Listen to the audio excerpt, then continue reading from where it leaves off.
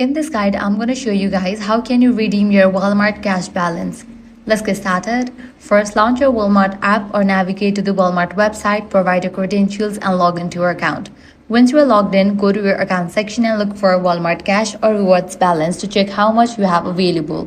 When you are ready to shop, add items to your cart like normal and proceed to checkout. During checkout, you will see an option to apply your Walmart cash balance before completing your payment.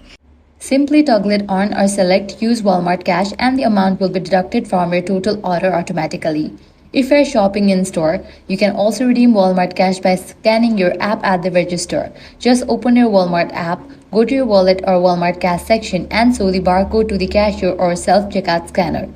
Your balance will then be applied to your purchase. Once applied, you will see the discount reflected before you confirm the payment, making it an easy way to save money on your orders. That's how you can redeem your Walmart cash balance quickly and easily. If this guide was helpful, do not forget to like, share, and subscribe.